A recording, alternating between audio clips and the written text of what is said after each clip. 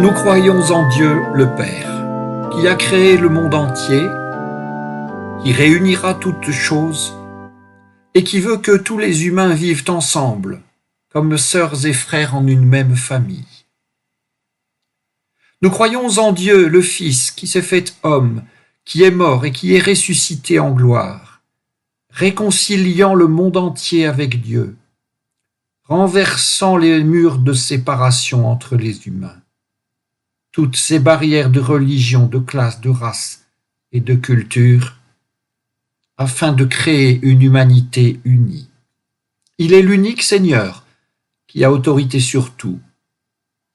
Il appelle chacune et chacun, la société tout entière, l'Église, l'État, à la réconciliation, à l'unité, à la justice et à la liberté.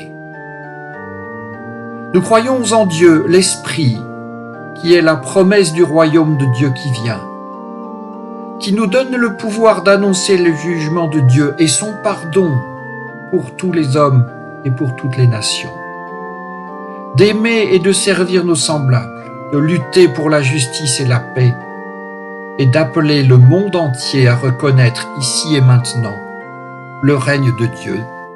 Nous croyons cela. Amen. En passant, Jésus vit un homme aveugle de naissance. Ses disciples lui posèrent cette question.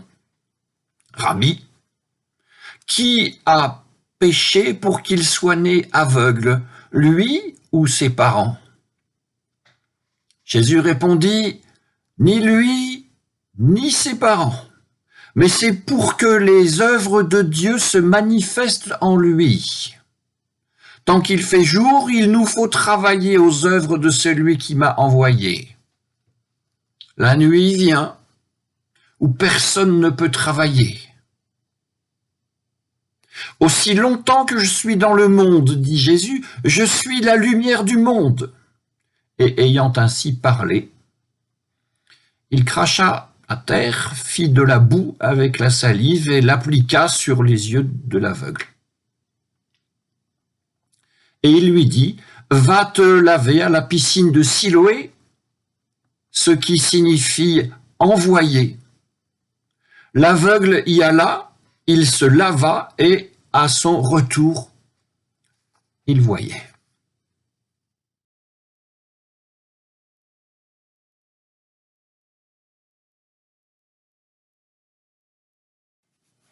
Pourquoi cet homme était-il né aveugle? Le lecteur recevra une réponse. Nous laissons momentanément de côté cette réponse et nous prêtons attention à la question, à ce pourquoi qui appelle, peut-être même qui exige, une réponse nette et précise. Ce genre de question et le genre de réponse qui va avec n'est absolument pas rare dans les Saintes Écritures.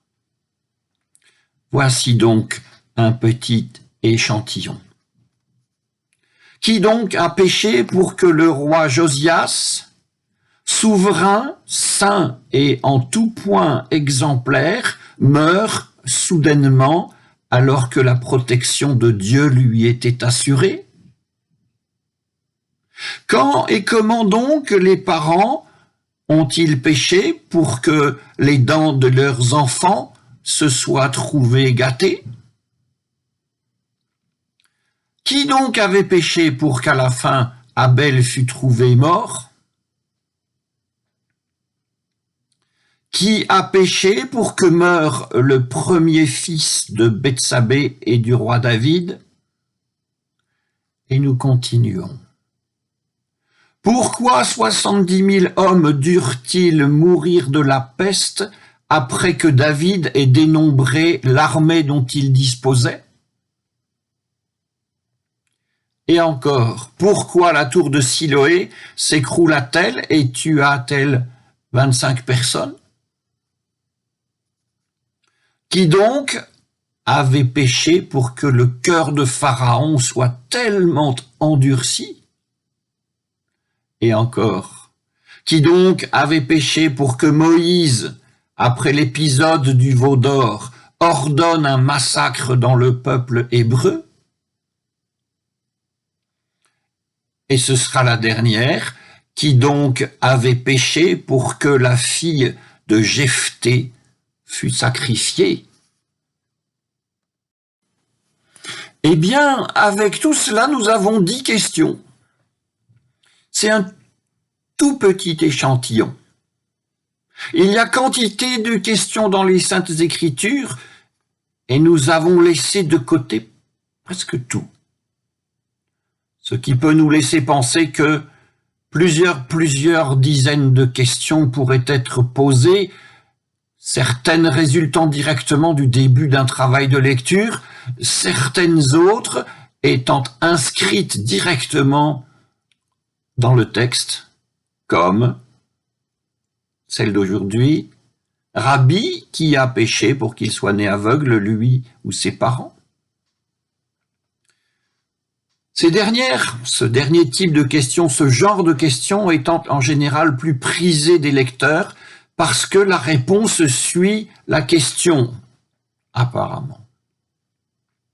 La réponse alors peut être composée d'un élément verbal, ni lui ni ses parents, et d'un élément opérationnel, il fit de la boue avec sa salive, ainsi disons-nous, et nous le redisons, la réponse suit la question de manière efficace et le lecteur est content.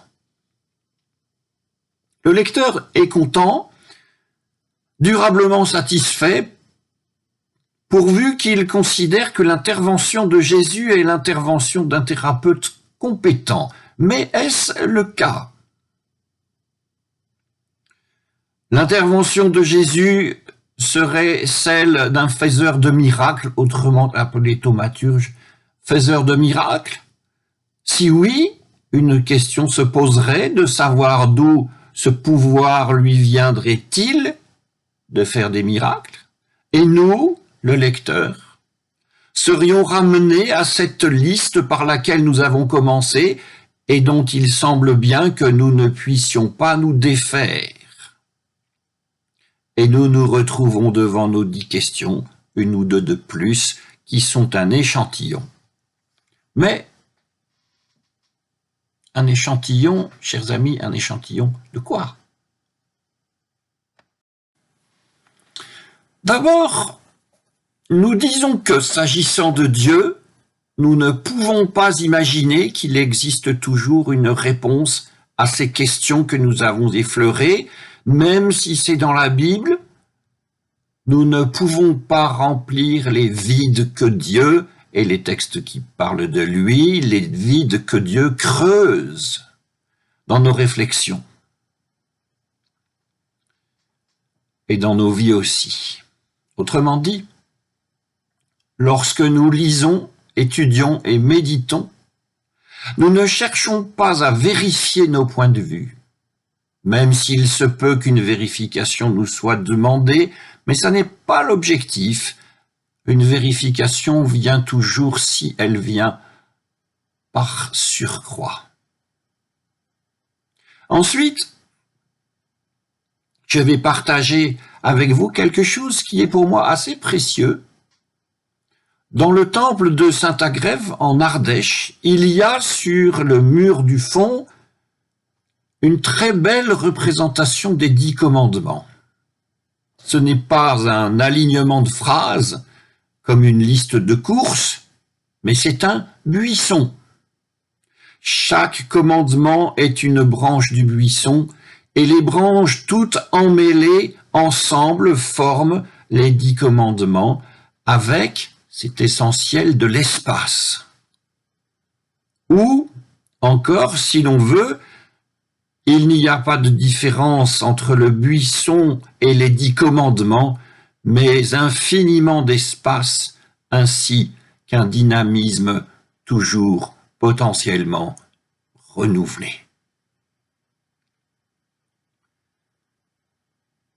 Et nous revenons donc à une réponse qui va avec une question, début de notre méditation. Jésus répondit, ni lui ni ses parents, mais c'est pour que les œuvres de Dieu se manifestent en lui. Et Jésus poursuit, tant qu'il fait jour, il nous faut travailler aux œuvres de celui qui m'a envoyé. La nuit vient où personne ne peut travailler. Aussi longtemps que je suis dans le monde, dit Jésus, je suis la lumière du monde. Et ayant ainsi parlé, Jésus cracha à terre, fit de la boue avec la salive et l'appliqua sur les yeux de l'aveugle. Et il lui dit, va te laver à la piscine de Siloé, ce qui signifie envoyer. L'aveugle y alla. Il se lava et à son retour, il voyait. Grâce soit rendue à Dieu. Amen.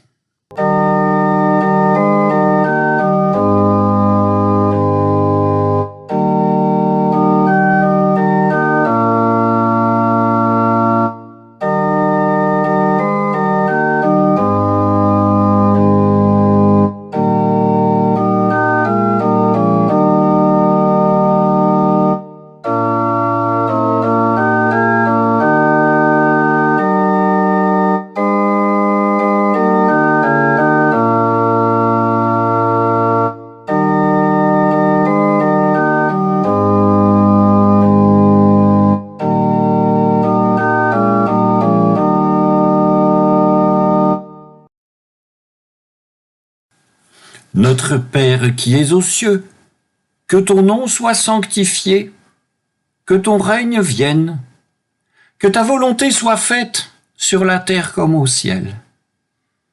Donne-nous aujourd'hui notre pain de ce jour. Pardonne-nous nos offenses comme nous pardonnons aussi à ceux qui nous ont offensés. Et ne nous laisse pas entrer en tentation, mais délivre-nous du mal. Car c'est à toi qu'appartiennent le règne, la puissance et la gloire, pour les siècles des siècles. Amen.